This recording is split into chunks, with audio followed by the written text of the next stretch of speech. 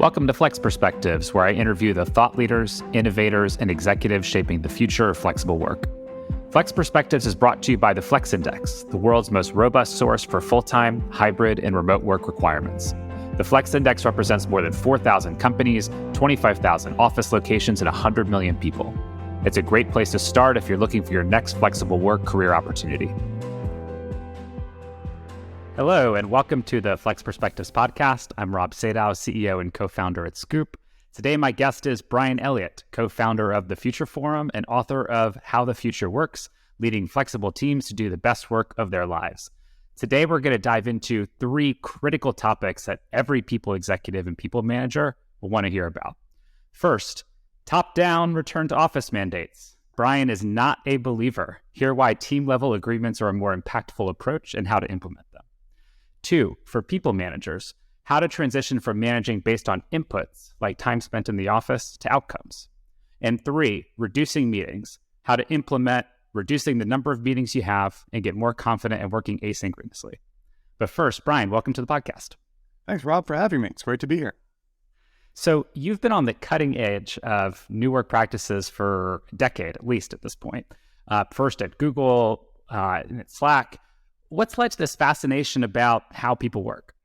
So I found it out myself, often the hard way, back when I was in my startup days and when I was a CEO.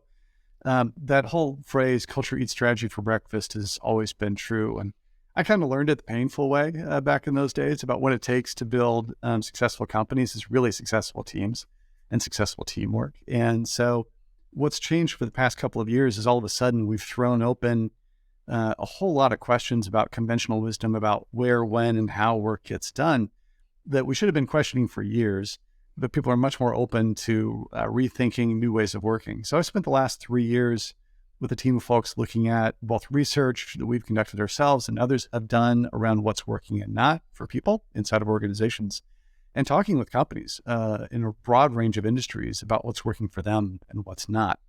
And at the end of the day, I think we really have this huge opportunity still in front of us, which is how do we make work better for people and for organizations?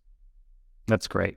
So let's start by talking a little bit about what's happening with those organizations. And obviously at the moment, and you and I talk about this often, there's so much discussion about how are companies approaching return to the office. Are top-down return to office mandates the right answer in your opinion?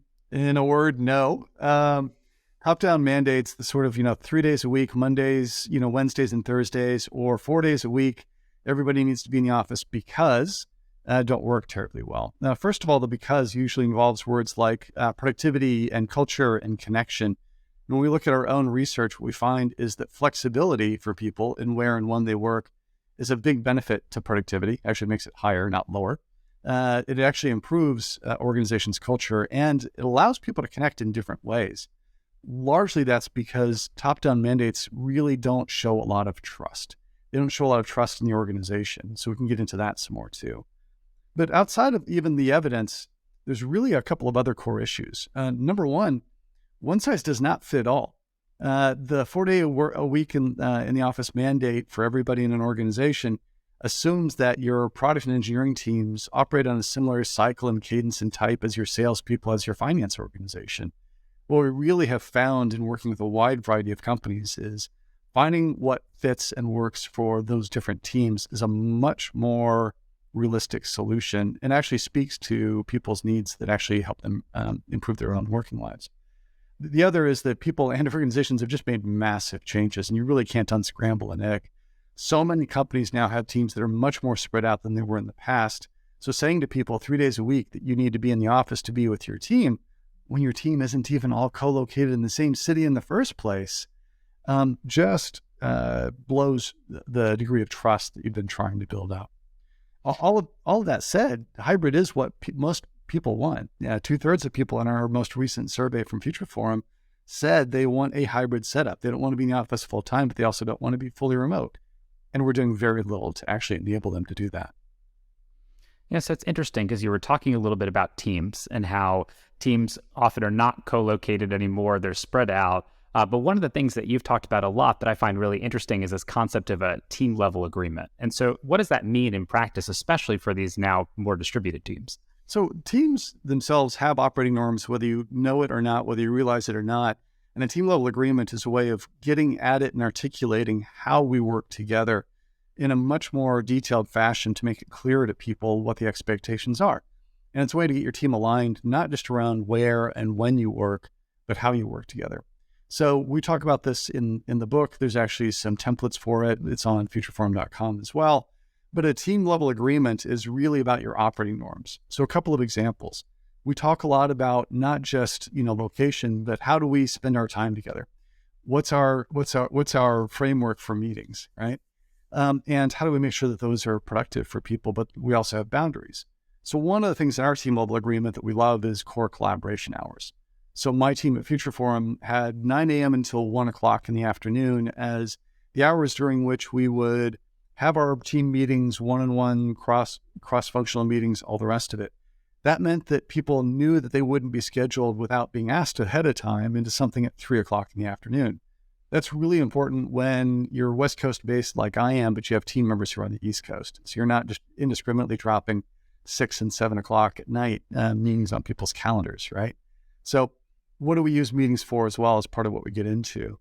A second big thing these days are norms around things like communication. What topics in particular are going to allow people, this is one of those topics that allows people to think about how do I create boundaries, right? The tools that everybody uses now can go off 24/7. And unfortunately, people have a tendency to react 24/7. And that's leading to a lot of burnout in organizations. What we did as a team is said, we're going to have boundaries around that. We expect people to turn off their notifications when they're outside of their working hours. And if there is an escalation, something we need urgently from you, we'll text you on your phone. That means you don't have to monitor Slack and email and Zoom and everything else in your organization. Knowing what those boundaries are and what tools you'll use for escalations is really important. And the last one that's big that kind of ties back to this whole return to office, wrestling match is it's not about just how often you get together. It's why do we get together? What's the purpose of coming together? For our team, it was a quarterly cadence around relationship building. We would spend much more time just thinking about and understanding one another, meals together, exercises to build teamwork, than planning out the next quarter. For other organizations, that might be what's the one day a week when we do our sprint planning or our pipeline reviews, when we want people to come together for that. But figuring out why is much more important than figuring out when. I find that topic, and I want to go back to for a second what you were talking about related to core hours and how you handle notifications. I love the idea of text if you really need me so I don't have to be connected. How have you found that work when maybe different teams have different practices around this? Are there certain ones that end up being team level and then others that require kind of broader buy-in to get that to really land? Yeah, the broader buy-in always helps and is always much better than everybody having to do it completely on their own. And the broader buy-in typically starts with the senior level executives getting alignment on not necessarily all of the issues around like how many days a week, but what are their principles and what are their guardrails? So I actually did this with Slack's executive team back in 2021. We had a lot of discussions about what were our principles around work. And so we spent a lot of time talking about flexibility and what it means for people and how we wanted to envision it. We talked a lot about inclusion because it turns out that flexibility is a disproportionate benefit for historically underrepresented groups at work. Working moms, 59% of them want to work in the office 2 days a week or less. That's versus 47% of working dads. If your principle is inclusion, then you're going to think a lot harder about guardrails around things like how do I create a level playing field at work? So from an executive perspective, what we ended up doing was saying, we have these guardrails. From an executive perspective, we don't want the execs coming in more than 3 days a week because we want them setting the tone from the top and not coming in 5 days a week, sitting in a C-suite. But we also had guardrails around things like we really want teams to try to get together at least once a quarter. And over the course of the pandemic, everything else that's waxed and waned, but it was sort of putting boundary conditions around it. Those boundary conditions, the importance of flexibility, inclusion, and connection as principles to the organization, the guardrails around frequency, then gave teams some area to operate within, right? So you knew that if you're inside of those boundaries with your team level agreement, it's much easier to then, negotiate across teams around things like meeting hours, as an example. It just takes a fair amount of work and iteration. All that said, any given team can also and should build their own team level norms, their own team level agreement, because it'll be much more effective for doing so, even if the rest of the organization isn't supporting you. And over time, what you're doing there can act as a blueprint for the rest of the organization as they start latching on to, they're doing something cool over there. Yeah. I particularly love what you said about leadership. We find it so true, even with our Scoop customers, where they may have a hybrid policy, but if executives are coming in 5 days a week, employees ask, well, is the policy really that I have flexibility, or is there an unspoken expectations I'd come in 5 days? And so that guardrails and norms really resonates. That's really where you get into these problems around proximity bias, right? And people have a real concern about that, and they should. If the executives are all showing up 5 days a week, there's real risk that they end up rewarding, not just with promotions, but with opportunity, the people who are showing up in the office and are right in their face on a day in, day out basis. And so, having those guardrails in place and having awareness of that can help manage that particular challenge. That makes perfect sense. So you talked a little bit about examples from Slack. What are some other companies, or are there any, maybe one example that's kind of a shining light in your mind of someone who's done this really well that you can talk to? Yeah, I think we actually in the book profiled Genentech as well. This is even like early stage during the pandemic, because they'd already started doing team level agreements beforehand. So Genentech, even before the pandemic, was thinking a lot about location flexibility. In the course of the pandemic, it went from being like 20% of their organization using team level agreements to everybody having to create them and publish them internally so that people knew and understood what different teams agreements looked like. And so there were different, they figured out from a top level perspective what their principles and guardrails were. And then there were different sort of guardrails around different parts of the organization, because an R&D team that has people in labs is different from the sales organization, is different from the finance team. And so they actually, in the book, we profile what they did. But I've seen a lot of other companies adapt this over the past couple of years. Several weeks ago, I was at a chief human resource officer conference, and this was all of the topic of conversation that people were having. There were companies there that had tried the mandate, had tried the 2 days a week or 3 days a week in 2021 or 2022. And several of them had actually now shifted to, how are we going to enable teams to do this? So MasterCard did a presentation on this, where they have 220 of their senior leaders as of March 1st have published their team's team level agreement internally. I mean, you think about MasterCard, which is a global organization in financial services, which is not a tech company that most people think of as being, on this bleeding edge. If they can do it, lots of other people can too. The other example was Allstate. Allstate shed a lot of its big headquarters in the suburban Chicago area and figured out that, what's the frequency for a content marketing team is going to be very different from a customer support organization. And so they actually built out, again, at that sort of function and business unit level, agreements among their teams, and found that was a much more effective mechanism for making sure people were able to connect on a regular basis and figure out the rhythms for their organization. I love those examples, and it kind of shows that it's not only smaller organizations that could take advantage of this, but huge global companies at massive scale can do it. So let's get tactical for a second. So if you're a people executive listening, what are the first couple of steps that you would advocate someone take to try and move toward instilling some concept of team level agreements within an organization? So we end up taking our own team level agreements and norms much more into behavior issues over time. Things like, how do we do decision making? How do we rumble? How do we work with and treat one another? But the starting point is going to be the when and where questions. It's going to be back to the basics of, how do we use time together? How do we put boundary conditions around that use of time? And what's the purpose behind coming together? So starting just with those three key questions is a great place to start. Almost everyone ends up, we've done workshops with organizations where members of my Future Form team had come in and worked with MasterCard, for example, to workshop the creation of their team level agreement with a smaller group initially. So that smaller group then can sit there and think about, what's MasterCard's own principles and guardrails around this? How do we start building this rhythm? How do we do it within one business unit first so that they learn and get the experience and then take it to others?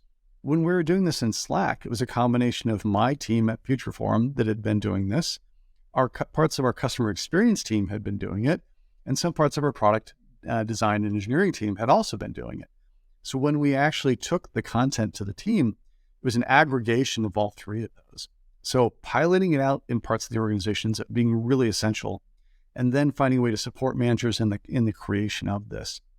The last part is there really is value in the internally public sharing of these agreements, because that's one of the ways that you help people understand that this is happening, that it's important to you as an organization. And by publishing it internally, people pick up good ideas from one another. And to some degree, people will actually internally migrate based on, this is a team whose rhythms fit better my needs as an individual. That's super interesting. So maybe to flip it, what have you seen companies do to be effective in measuring this or understanding whether team level agreements seem to be working?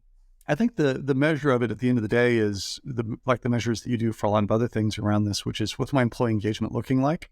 How am I doing in terms of retention of employees, employee net promoter scores, and then some really key questions that we've learned to ask people. We've done employee pulse surveys within Slack for the past couple of years as well. And some of the key issues are things like, what's my ability to have focused time to do work during working hours? It turns out that's a pretty major issue in terms of, and it correlates really strongly with burnout and with people's desire, to stay in an organization. If your team level agreement is helping people figure out how they work together, it should also result in greater net promoter score, but also greater ability to have, time for focused work, which is actually is that sort of really key ingredient. You also will get it through feedback. And you'll see it as you're rolling it out. And we've certainly seen this in our own organization and in others. It can get really deeply rooted in some parts of the organization where people are using it regularly and they're reviewing it. And other places, it ends up feeling like a check the box exercise. And so that is going to be a reality when you do a program like this at the scale of a company that's in the tens of thousands of employees. But the ones who have gone deeper as your advocates are the ones you want to keep bringing back into that conversation to help champion it for the others. Yeah, it's super interesting. And maybe to kind of like take this and broaden it a little bit, this concept of team level agreements is almost like it's similar to certain things that managers have done in the past, right? In terms of building culture and principles for their team. But it's kind of a new dimension that's reflective of what's happened in the last few years. It strikes me as part of a broader shift that we've talked about a lot when it comes to management, which is this idea that maybe a big driver of why managers have pushed for folks to be in the office is because that's how we've done it historically. And you can get comfortable with the idea of kind of like what it means to manage and see somebody. And so, let's talk a little bit about some of the shifting that you're finding happening in management. And, let's start with first, what have you seen in terms of how do people think about managing historically? And what are some of the issues that have started to pop up around that when people maybe aren't in the office every day together? Yeah, there's so many problems historically with how we've thought about and managed people. Management by walking around or by monitoring humans sitting inside of a space is just, still, vestiges of the industrial age birthed the office in the first place. I mean, the original office was just a factory floor, right? It just happened to be a factory floor that was stacked vertically, one floor on top of another, as opposed to completely horizontally. And you moved punch cards down rows of desks. And we kind of kept the rows of desks. And matter of fact, we've crammed more people into less and less space over the past couple of decades. So the challenge is people just assumed, because they hadn't seen another way of doing it, that 9 to 5, 5 days a week in the office was where and how work got done. And unfortunately for managers, most managers got promoted in the position because they were the most senior person in the group and they got very little training or support. So if their boss managed through monitoring, then they probably managed through monitoring also. If people are sitting there 9 to 5, they must be doing work most of the time. As a chief human resource officer said to me earlier in the pandemic, I was in the office from 8 o'clock in the morning until 8 o'clock at night in my financial services company for years on end. There were days when I did almost absolutely nothing. How did you know people were working when they were in the office? So I think what it took was a fairly major shift, the pandemic, to sort of force us out of that set of assumptions But it also really made clear the struggle that middle managers, frontline managers were going to have in this, because they hadn't been given the training and the support for managing people in a different and a better way, managing people to outcomes. And so you saw a lot of organizations that really struggled with this. But I think what we're seeing right now is there are a lot of organizations who got through the pandemic just fine, because the rising tide in their space lifted all boats, right? If you're in a tech company, tech did extraordinarily well during the pandemic. The problem was, as the water started receding and went out, you found out you had a whole lot of rocks. If you hadn't spent a lot of time doing things like helping train managers to manage to outcomes, building team-level agreements, then all of a sudden you found yourself in this hybrid world with managers who weren't really sure how to manage and lead people, where the economy was getting more challenging. And so we tend to, that's what's causing, I think, some of this rubber band snapback from senior executives who have what Taryn Brim on my team calls leadership nostalgia. We need to go back to the way that things worked in the past, because back then we knew how to manage all this. But again, you're trying to unscramble an egg. And what you're really doing is saying, I'm just going to go back to a weaker form of management in the first place, which is let's just monitor people and make sure they're in the space. I love that term that you use, the managing to outcomes or managing by outcome. Let's dig a little bit deeper into that. Like, what does that mean in practice? And specifically, I'm really curious to understand, for a manager, how do their daily or weekly routines or rituals actually have to shift to enable managing by outcome? So it takes a lot of work, and it actually starts at the top. It's got to start at the top. What you can do within your team as well, but it's really about the clear articulation of a limited set of goals for the organization that you can put some degree of measurement against that set of goals over a span of time, right? So objectives and key results is the methodology that Google made most famous. Salesforce has a process they call the V2 MOM: vision, values, methods, obstacles, and metrics, which is largely the same thing. But what you're doing is saying, these are the most important things for us as an organization: 1, 2, 3, 4, 5. And here are the ways in which we're going to measure our progress against those 5 things over the coming year. And then you're spending time cycling back and seeing how you're doing. If by doing that, you're also then giving teams tools that they can use to say, okay, my team aligns to number 3, and here's how we're going to manage and lead to that. Those end up being really essential, because you've got to have that clear articulation of goals and objectives and ways in which you're measuring it to then measure out whether you're hitting the outcomes that you're looking for in the first place. And you can take that down several layers in the organization. You can do this in other ways that are reasonably simple. When I was a startup CEO, we had what we called the blue sheet. This is back when people printed stuff off on pieces of paper. It was a list of 10 items, not more than 10, that we would review as a management team on a monthly basis, and then we got it to quarterly. They're the most important projects in the team, the DRI, the directly responsible individual, the team who was on it, and the goal we were aiming for. And the benefit of that was, besides having a clear articulation of objectives that we could measure ourselves against, it was also really much easier when people ran into conflict, meaning we both need Mike's time. Well, project number 2 needs Mike's time, and project number 8 needs Mike's time. Guess what? Mike needs to work on number 2 before he works on number 8. Doing that, articulating the priorities and getting there takes work. It means the management team has to sort of lean into this in order to be able to do it. But in doing that, you're also then training the people who are one layer below you to understand the process and how you do it, so they can then take it and do the same thing with their teams. So part of this is it's process, but it's also training and education as you go along.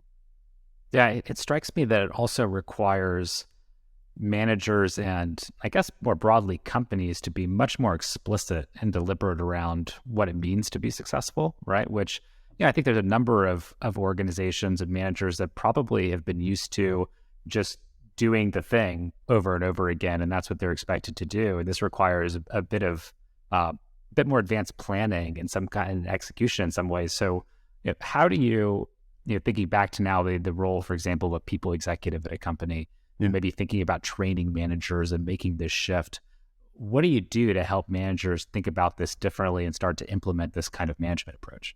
So part of it is this issue of making sure the organization itself is aligned around what those objectives are, what the outcomes are that we're trying to drive, and how we're going to articulate and measure those. That's a really key ingredient that your people team isn't going to succeed unless the organization's doing that large. But the people team then has a really essential role, which is how do you then think about how you reward people? Because the promotion process, the bonus process, the rewards process, all should also link back to those outcomes. And what it's going to lead you towards is a much more team-oriented process than purely individualistic. So individuals obviously have impact in and of themselves, but if you think about a lot of the work that happens inside of desk-based worker organizations, knowledge worker organizations, it's creative, it's complex, it's interdisciplinary. And so understanding whether or not a team is hitting its goal is actually going to impact how the individuals then are treated also, right? At Google, we talk about this a lot as landings versus launches, right?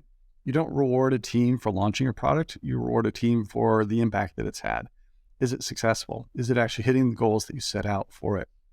And it's much easier. It should be much easier to get a promotion or the next opportunity if you were, someone who was involved in a project that succeeded on the basis of impact, as opposed to succeeded on the basis of lines of code written, which is a horrible metric, or just getting something out the door.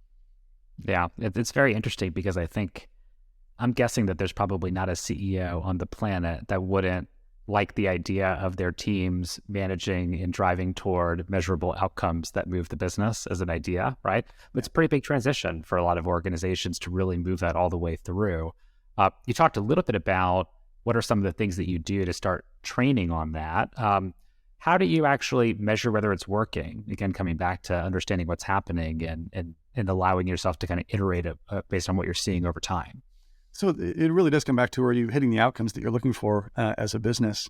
And are you hitting those results? We talk in the book about Dropbox as an example, who they went through a much more massive set of changes from sort of very office-based to a digital-first organization in the early stages of the pandemic. And one of the things that they did is said, we're going to keep a very close eye on key outcome metrics of the organization. And those included the financial outcomes of the organization, revenue, profitability, that type of stuff, but also included key metrics around the product itself, product usage, new product deployment, new product usage, that they want to make sure that they were able to watch those as they progressed. So even as they were making changes within the organization about how people worked and where and when people worked, they were keeping a close eye on a quarterly basis on whether or not they were hitting some of the key goals that they set for themselves as an organization. That required, again, articulating up front, what are those, 6 financial metrics and 6 or 8 or 10, business customer satisfaction product metrics that we're going to keep an eye on. And if we see something going awry, we're going to dig in. Yeah, makes perfect sense. It's super helpful. And, it's interesting. So we talked about the idea of managing toward outcomes. We talked a little bit about how do you think about team level agreements. In many ways, all of this presupposes that some of these things are happening when you're not in person together, right? Like you're no longer managing by monitoring, requires a different level of thought process. You talk a lot and have spent a lot of time researching the idea of, quote unquote, asynchronous work. And how do we think about how much time we spend in meetings? Are we spending the right amount, too much? How do you get more comfortable with async work? So tell me a little bit about why is this topic so important to you? And why is it important to have less meetings and focus a little bit more on getting good at async work? There's a whole lot to unpack on this one. First of all, just asynchronous work just simply means the ability for you and I to work on something where we're not literally, virtually or physically together or talking through it at the same time, right? That can be, you can take that all the way back to, waterfall development processes where stuff gets passed, from hand to hand, which had all kinds of problems also. There's a balance point that we need to find here. Slack has this phrase, digital first doesn't mean never in person. There are important essential ingredients to coming together. There's also great academic evidence that bursty work, teams that have defined but less than 9 to 5 periods of time when they are in sync with one another, talking through issues, solving complex problems, getting to know one another is really important. All of that said, we have way too many meetings. We did a piece of research that we sort of talked about at Future Forum publicly about a month or so ago, which is We asked executives and employees what their take was on meetings, whether they have too many, what's the cause of having too many meetings. Executives report that nearly half of all meetings could be done away with no discernible impact on the organization. 46% of their meetings was the average number that they thought could be gotten rid of. Employees said 43%. And when I ask executives why have we had this problem, the usual answer you get is, well, the last 2-3 years, the rise of the 30-minute video call is just crushing us, right? Everything has become, if I need to talk to you, Rob, I set up, a half hour on your calendar a week from now when I see an open hole, and I toss, a Zoom call on top of it. And all of a sudden we're talking for 30 minutes about something that we really just needed 5 minutes to hash out last week. But the other problem is executives think it's FOMO. It's this sort of fear of missing out. When the truth is, when you ask employees, 40% of the problem is, you made me come to the meeting. It was mandatory attendance because you wanted to tell me something live that I could have read or watched the video. So asynchronous work is really about finding the balance between time together with your team for complex problem solving, for team relationship building, and then breaking out the stuff that can be done asynchronously. That all hands meeting, some people may want to sit there and watch it live, but sharing the video afterwards so people around the globe can listen to it at their own time, and preferably with a speed control so you can crank it up if you want to, is a much more effective way of sharing and communicating knowledge to people, as a simple example. Yeah. Yeah, it's interesting because I'm going to guess, and I never say 100% because you can always find someone who disagrees, but the vast majority of people would probably agree that they would like to have less meetings. Yet we all have lots of meetings. And so in practice, tactically, we've seen some examples of organizations kind of take big sweeping approaches to this recently, but what are specific tactics that you can take to reduce the count of those meetings? It's always been shocking. We spend so much time and energy and executive angst over how many days a week people need to be in the office, and so little on an issue where the executive take is almost half of it is waste. It's kind of insanity making. So step number one is admitting you have a problem. It's just like any other addiction problem, we have too many meetings. But once you're there, you have several steps beyond that. Cal Henderson, CTO at Slack, said to me in a meeting once, I admit that we have a collective problem with meetings, but my meetings are all just fine. And he was joking, but there's some truth to that, right? People generally believe that their own are an issue. So what we did is we took a data-based approach to this and said, look, let's talk about who we're actually trying to design this for when we're trying to put limits around meetings. Senior executives spend their lives in meetings. Congratulations, it's part of your job. This is not about you. It's actually the primary people we want to design this for are frontline managers. Individual contributors also have some challenges here because you can turn their calendar into Swiss cheese, right? Where they can't find a 2-hour block of time to get work done. But frontline managers often carry a dual burden. They've got individual work that they need to get done, and they're the manager of a team. And they're the ones that get thrown into way too many meetings on their calendar and have the biggest challenge. So when I was working with Slack's executives on this, what we talked about is let's design it for with those people in mind. So one of the first things that we did was a project called Focus Fridays, your basic no meetings Friday. So design principles were, we know customers are occasionally going to want to meet on Friday, so we can't, exclude that as much as we would like to. And sometimes people interviewing for jobs only have Friday available. So we said it's a no internal meetings Friday. We then had to talk about what's okay and what's not, because another one of the senior executives said to me, this is great, but what am I supposed to give up? And the answer is meet amongst yourselves to your heart's content, but do not schedule all hands, product reviews, marketing reviews, one-downs, one-on-ones with anybody below the VP level on Fridays.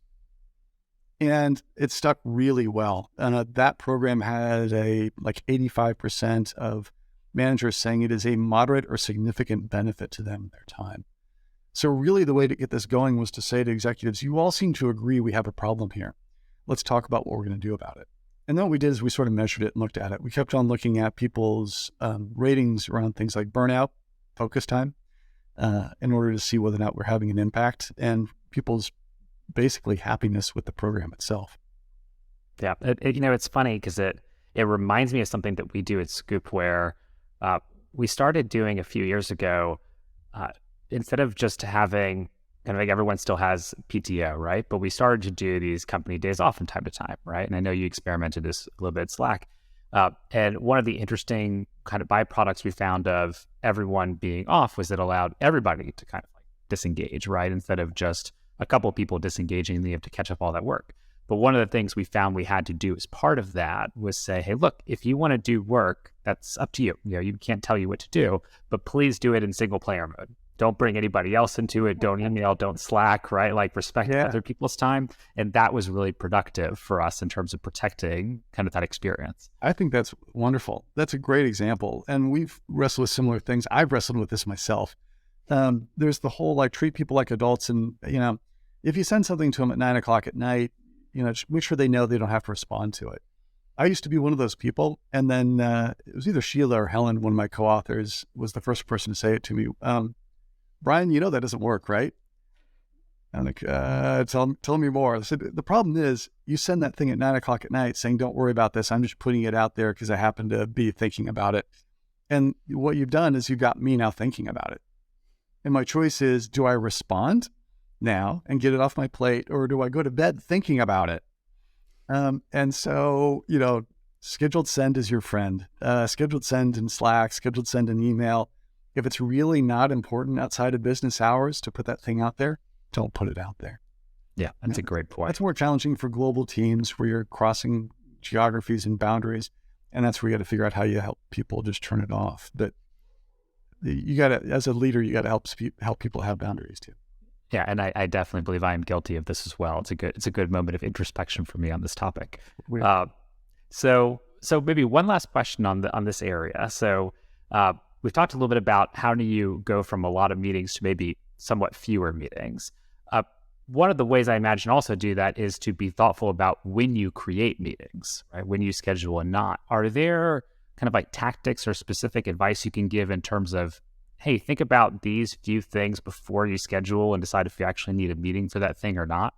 Yeah, the framework we talk about the most is the 4Ds, which is a meeting for discussion, decision-making, debate around a topic, or for development of a team or an individual. If it's not one of those 4Ds, then you can probably get rid of it. If it's dissemination of information, it can probably be done asynchronously. And so going back and framing that up, the other is you got to make it really easy for people to say no to things. The meeting guidelines that we developed with Slack, for example, start off with the phrase, does this really need to be a meeting? Can you describe the outcomes that you're aiming for? Can you describe why the people you're going to invite to it have to be there? What's going to be done in that half hour or 1 hour or 2 hour session that couldn't be done asynchronously? If you can do that, then great, knock your socks off. The other is you've got to give people space to figure out better practices. So in order to get there, like I've declared calendar bankruptcy myself in the past. And the problem is you always have this creeping problem of it all just shows back up again. And you do it again in a year. And it's like lather, rinse, repeat. And everybody spends their time scrambling to reinsert things on the calendar. I really prefer a method that we've seen used at Slack and in other places too of maker weeks. A maker week or an async week is a once a quarter cancel all the recurring meetings for that week. Doesn't mean people can't meet individually, but like all the project meetings, the review meetings, the all hands, all that stuff doesn't happen. And it gives people a break, but also what you should be doing is sitting there looking at those meetings and saying, all right, this is a recurring meeting. Does it actually still serve its purpose? Does it have to have, it was 8 people, now there's 32. Can we trim it back? And can we start doing this asynchronously or more of it asynchronously? So we took like the PDE, the Product Design and Engineering weekly ops meeting, and trimmed it down. So the process was more about escalations. We then did something similar with the sales organization and said, here's how you run a pipeline review asynchronously. But it took that kind of customization to build up some muscle around this that enabled people to either get some more meetings off the calendar or to get fewer people needing to actually show up and be there. I love that in particular in reflection on recurring meetings, which I find often start with good purpose and watered down pretty meaningfully over time in terms of value. So I totally agree. Why are we here? We're here because we're here, because the things on our calendar. And yeah, we all stumble into our days sometimes and go, well, what's on the calendar? So I guess I'll be doing all that. Totally. So super interesting. Any final takeaways on how we should be thinking about getting better at working asynchronously, things we haven't touched on? I think one of the things that people get intuitively, but the data also showed us, is time is much more important than place. If you give people location flexibility, you give about an 8% boost to productivity scores, which is roughly 3 hours a week, which is roughly more than half the commute that you get back from an organization perspective. If you give people schedule flexibility, if you put some constraints around the 9 to 5, 5-day week, you get a 39% boost in productivity, right? And really what it is about, in sort of the work that we've done, is it's about focus time. It's about giving people the freedom and flexibility to do heads down 2 to 3 hour chunks of work when they're at their best, which is not going to be for everybody after 9 o'clock at night when you're done with dinner and the kids are in bed. So if anything, from a flexibility perspective, spending more time thinking about ways in which you can give people focus is one of the things that's going to do the biggest and best job for making it better for people and organizational outcomes. Yeah, that's great. And we spent so much time talking about location, which we obviously believe is very important, but the time piece of it is just huge. Yeah. So Brian, toward the end of every episode, we always ask a series of rapid fire questions just so folks can get to know you and things you think about a little bit more. So I'm going to throw out a few things to you if that works. Got it. All right. What was your first job?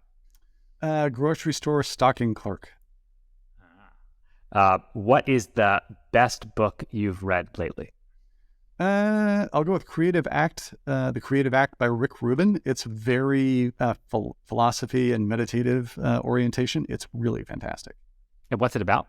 It's about, so Rick Rubin, who's a famous music producer, you'd think it'd all be stories of him creating music. It's much more about how do you get yourself into a creative state of mind? How do you help others do so through a lot of practices that are really around meditation, introspection, understanding of how we operate as humans. It's very cool. Very cool. I have to check that out. Yeah. When you're in meetings with video conference, are you video on or video off? It's a mix. So what my own team does, for example, is our Monday meetings have always been video on. So we got an hour standard sort of 12, 15 person meeting, and starts off with an icebreaker, which is a social question. Where do you stand on pumpkin spice latte? And those meetings are video on so everybody can see one another and we can reconnect. And then everything else after that is totally optional or no video period. So we use a lot of Slack huddles for meetings because we know each other. We can hear in your voice the intonation and what you're trying to carry. And we do not need to stare at ourselves on the screen any more than minimally necessary. That makes perfect sense. All right. Show or TV show or movie that you're obsessed with? Ooh. I'm glad Ted Lasso is back. We could all use a little bit of Ted Lasso in our lives these days. I'm a big sci-fi fan. There's a series on Amazon Prime called The Expanse that was based on a series of books that was really good. Loved it. It's now over. Bummer. The Expanse is one of my top 3 favorites, by the way. Love The Expanse. But now I'm getting back into Mandalorian with the new season. Yeah. Yep. Yeah. I need to pick that one back up now too. Favorite office snack? What's an office? My kitchen has a series of snacks in a drawer that are way too close to me these days. I'd go with cashews. Got it. Favorite piece of flexible work software? I'm gonna have to go with Slack on that. Yeah, I guess that's an easy one. Yeah.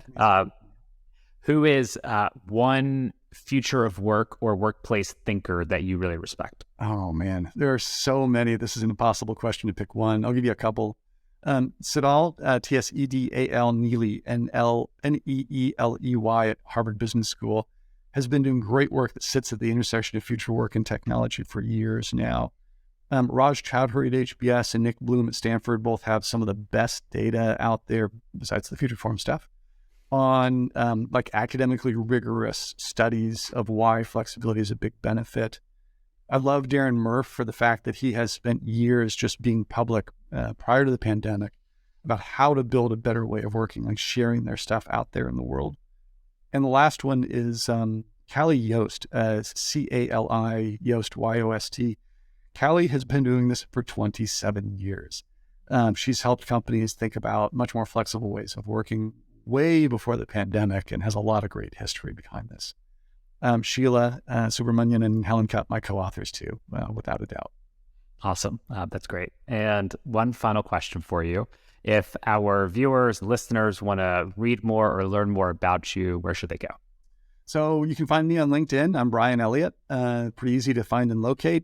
The book itself, How the Future Works, Leading Teams to Do the Best Work of Their Lives, is on Amazon or your local favorite .com bookstore. And then futureforum.com has a wealth of resources, insights, and information and research that we built over the course of almost 3 years. Awesome. Brian, it's always so great to talk to you. Really, really fascinating across a number of topics. I really appreciate you spending the time. Thanks, Rob. It's been great talking with you. All right. Talk to you soon. Thanks so much for listening. If you enjoyed the show, you can subscribe on Apple Podcast, Spotify, or your favorite podcast app. Please also consider giving us a rating or leaving a review, as that helps other listeners find the podcast. For more FlexIndex content, including past episodes, our FlexIndex newsletter, and monthly research reports, visit flex.scoopforwork.com. See you next time.